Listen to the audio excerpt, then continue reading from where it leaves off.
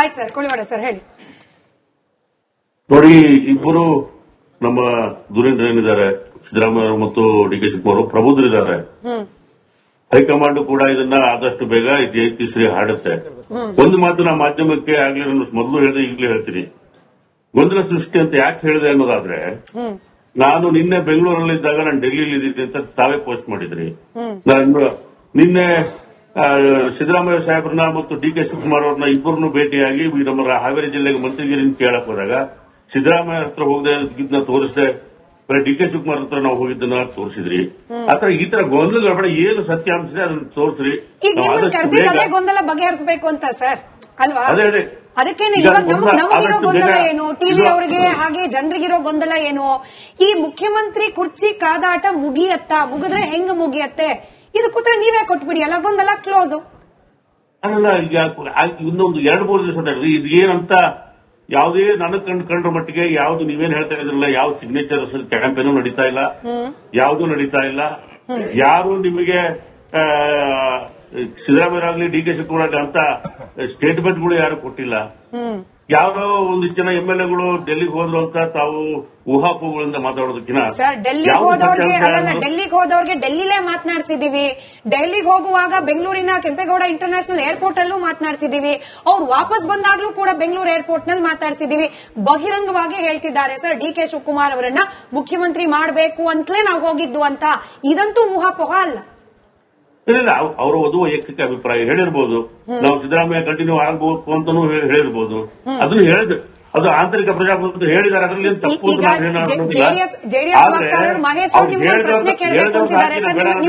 ನಿಮ್ಮ ಕಡೆ ಉತ್ತರ ಇವ್ರ ಕಡೆ ಬರೋ ಪ್ರಶ್ನೆಗೆ ಇರ್ಲಿ ಅಂತ ಹೇಳಿ ನೀವು ಅವ್ರು ಹೇಳಿದ್ದನ್ನ ಹಾಕಿ ನಮ್ಮನ್ನ ಹೋಗದೇ ಇರೋರ್ನ ಡೆಲ್ಲಿಗೆ ಹೋಗಿದ್ದಾರೆ ಪ್ರಕಾಶ್ ಕೋಳಿವಾಡ ಡೆಲ್ಲಿಗೂ ಹೋಗಿಲ್ಲ, ಮಂತ್ರಿಗಿರಿ ಡಿಮ್ಯಾಂಡು ಇಟ್ಟಿಲ್ಲ ಅಂತ ಹೇಳಿ ನಾವೇ ಇವಾಗ ಅನೌನ್ಸ್ ಮಾಡ್ತಿದೀವಿ.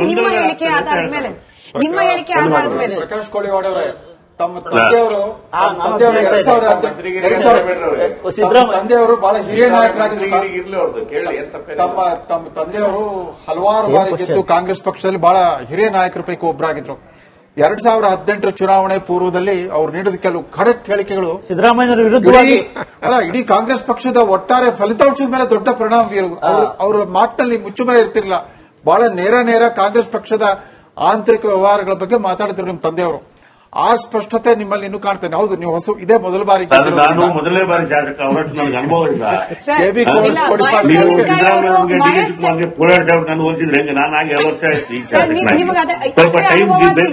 ಅಷ್ಟೇ ಅವಕಾಶಗಳು ಸಿಗ್ಲಿ ಅಂತ ಹೇಳಿ ನೋಡಿ. ಮಹೇಶ್ ತೆಂಗಿನಕಾಯಿ ಅವರು ನಾನು ಹೇಳಿಕ್ ಹೊರಟ್ರೆ ಬೇಡ ಅಂತ ನಾನು ತಡೀತಿದ್ದಾರೆ. ಮಂತ್ರಿಗಿರಿ ನೀವು ಕೇಳಕ್ ಹೋಗ್ಲಿಲ್ಲ ಅಂತ ಹೇಳ್ಬೇಡ್ರಿ, ಅವ್ರಿಗೆ ಸಿಗ್ಲಿ ಮಂತ್ರಿಗಿರಿ ಅಂತ ಹೇಳಿ ನೋಡಿ ನಿಮ್ಮ ಅಪೋನೆಂಟ್ಗಳು ಬಯಸ್ತಿದ್ದಾರೆ.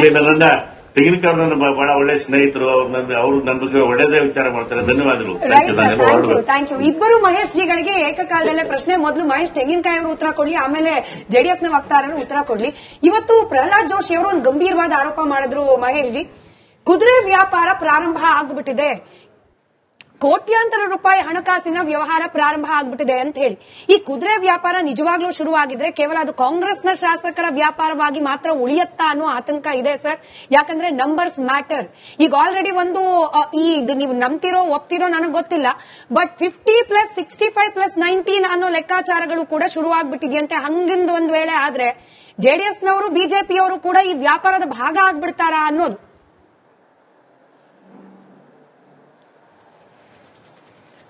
ನೋಡಿ ಸ್ಮಿತಾ ಅವರೇ, ಒಂದು ಬಹಳ ಸ್ಪಷ್ಟವಾಗಿ ಹೇಳಕ್ಕೆ ಬಿಜೆಪಿ ಆಗಲಿ ಜೆಡಿಎಸ್ ಆಗಲಿ ಅಥವಾ NDA ಗಠಬಂಧನ ಆಗಲಿ ಇದರಲ್ಲಿ ಯಾವುದೇ ರೀತಿಯಾದಂತಹ ರೋಲ್ ಇಲ್ಲ ನಮ್ದು. ಬಹಳ ಸ್ಪಷ್ಟವಾಗೈತೆ.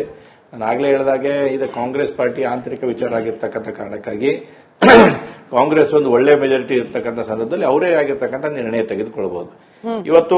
ಬಟ್ ಘಟನಾವಳಿಗಳನ್ನ ನಾವು ಗಮನಿಸಿದಾಗ ಯಾರೋ ಡಿನೈ ಮಾಡಕತ್ತಾರ, ಪ್ರಕಾಶ್ ಅವರು ಡಿನೈ ಮಾಡಿದ್ರೆ ಉಳಿದಂತವ್ರು ಡಿನೈ ಮಾಡುವಂತ ಪ್ರಯತ್ನ ಮಾಡಿದಾರ. ಬಟ್ ಡಿನೈ ಮಾಡೋದ್ರಿಂದ ಯಾವುದೇ ಸಮಸ್ಯೆ ಬಗೆಹರಿದಿಲ್ಲ. ಬಟ್ ಅದು ಸಮಸ್ಯೆ ಇದೆ ಅನ್ನುವಂಥದ್ದು ಅಷ್ಟೇ ಸ್ಪಷ್ಟವಾಗಿರ್ತಕ್ಕಂಥ ಸಂಗತಿ. ಕುದುರೆ ವ್ಯಾಪಾರದಿಂದ ಇದು ಯಾವುದೋ ಈಗ ಪ್ರಹ್ಲಾದ್ ಜೋಶಿ ಅವರು ಹೇಳ್ಯಾರ ಅಂತಂದ್ರೆ ಹಂಗೆ ಸುಮ್ಮನೆ ಹೇಳಿರಕ್ಕಿಲ್ಲ. ಎಲ್ಲೋ ಒಂದ್ ಕಡೆಯಿಂದ ಅದೊಂದು ಘಟನೆ ಆಗಿರ್ತದೆ. ಆ ಘಟನೆಯನ್ನ ಅನುಸರಿಸಿನೇ ಇವತ್ತು ಹೇಳುವಂತ ಪ್ರಯತ್ನವನ್ನ ಮಾನ್ಯ ಕೇಂದ್ರ ಸಚಿವರಾಗಿರ್ತಕ್ಕಂಥ ಪ್ರಹ್ಲಾದ್ ಜೋಶಿ ಅವರು ಹೇಳಿದಾರ. ಈ ಕುದುರೆ ವ್ಯಾಪಾರ ಅನ್ನುವಂಥದ್ದು ನಡೀತಿರತಕ್ಕಂಥದ್ದು ಅನ್ನುವಂಥದ್ದು ಬಹಳಷ್ಟು ಕಾಂಗ್ರೆಸ್ನಲ್ಲಿ ಇರ್ತಕ್ಕಂಥ ಅನೇಕ ಶಾಸಕರು ಹೇಳಿದ ವಿನ ಇದ್ಯಾರೋ ಬಿಜೆಪಿ ಆಗಲಿ ಜೆಡಿಎಸ್ ಆಗಲಿ ಇನ್ಯಾರೋ NDA ಗಠಬಂಧನದಿಂದ ಹೊರಟಿರ್ತಾರೆ.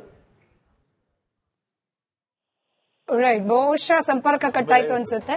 ಕರ್ನಾಟಕದ ಭಾರತೀಯ ಜನತಾ ಪಕ್ಷದ ನಾಯಕರೆಲ್ಲ ಆಪರೇಷನ್ ಥಿಯೇಟರ್ ಅಲ್ಲಿ ಇರ್ತಾರೆ. ಅವ್ರ ಕೈ ಗ್ಲೌಸ್ ಹಾಕೊಂಡು ಸೀಸರ್ಸ್ ಇಟ್ಕೊಂಡು ಚಾಕ್ಲೇಟ್ ಇಲ್ಲ ಸರ್, ಶುರು ಹೇಳ್ಬಿಟ್ರು ಅಂತ ಪ್ರಯತ್ನದಲ್ಲಿ ಇಲ್ಲ ಅಂತ ಹೇಳ್ಬಿಟ್ರು. ಇಲ್ಲ, ನನ್ನ ಶುರು ಪ್ರಶ್ನೆನೇ ಎಕ್ಸ್ಪರ್ಟ್ ಇಲ್ಲ, ನನ್ನ ಮೊದಲ ಪ್ರಶ್ನೆನೇ ಅದಾಗಿತ್ತು. ಮಹಾರಾಷ್ಟ್ರ ಸಿಎಂ ಇಂದ ಡಿ.ಕೆ. ಶಿವಕುಮಾರ್ ಅವರಿಗೆ ಕರೆ ಬಂದಿದೆಯಂತೆ, ಅಂತಕ್ಕಂತೆ ಗೊತ್ತಿಲ್ಲ. ಗೋವಾ ಸಿಎಂ ಕೂಡ ಕ್ಲೋಸ್ ಐಯಲ್ಲಿ ವಾಚ್ ಮಾಡ್ತಿದಾರಂತೆ, ಅದು ನಮಗೆ ಗೊತ್ತಿಲ್ಲ ಅಂತ ಹೇಳಿ ಮಹೇಶ್ ಜಿ ಅವರು ಉತ್ತರ ಕೊಟ್ಬಿಡ್ಲಿ. ಪ್ರಶ್ನೆ ನಮ್ದು ಕೇಳಿ ಅವ್ರಿಗೆ ಉತ್ತರ ಕೇಳ್ತಾ ಇದ್ರಿ, ಕೇಳಿ ಪರವಾಗಿಲ್ಲ. ಇಲ್ಲ ಸರ್, ಅವ್ರು ಇವಾಗ ಮೈತ್ರಿ ಪಾರ್ಟ್ನರ್ಸ್ ಸರ್, ಡಿಸಿಷನ್ ಕೊಲಾಬರೇಷನ್ ಇರಬೇಕು. ನಾನು ಇವತ್ತು ಸತ್ಯವನ್ನೇ ಹೇಳ್ತೀನಿ.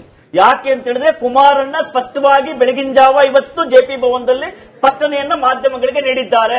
ಇನ್ನು 6 ತಿಂಗಳುಗಳ ಕಾಲ ಈ ರಾಜ್ಯದಲ್ಲಿ ಮುಖ್ಯಮಂತ್ರಿ ಬದಲಾವಣೆ ಖಂಡಿತ ಇಲ್ಲ, ಆಗಲ್ಲ. ನೋ ವೇ, 6 ತಿಂಗಳು, ನೋ ಚಾನ್ಸ್. Okay. ಅಕಸ್ಮಾತ್ 6 ತಿಂಗಳ ನಂತರ ಏನು ಬದಲಾವಣೆಗಳಾಗುತ್ತೋ ಅದಕ್ಕೆ ನಾವು ಜವಾಬ್ದಾರಲ್ಲ, ನಾವು ಸನ್ಯಾಸಿಗಳಲ್ಲ. 6 ತಿಂಗಳ ನಂತರ ರವೀಂದ್ರ ರೇಷ್ಮೆ ಸರ್ ನಗಾಡ್ತಾ ಇದ್ರೆ ಖುಷಿಯಾಗಿ, ಸತ್ಯವಾಗ್ಲೂ ಹೇಳ್ತೀನಿ, 6 ತಿಂಗಳ ನಂತರ ರಾಜ್ಯದಲ್ಲಿ ಕ್ರಾಂತಿಕಾರಕ ಬದಲಾವಣೆಗಳಾಗುತ್ತೆ. ಆ ಸಂದರ್ಭ ಕೇಂದ್ರದಿಂದ ರಾಜ್ಯಕ್ಕೆ ವಾಪಸ್ ಬರ್ತಾರಾ ಸರ್ ಕುಮಾರಸ್ವಾಮಿ ಅವರು?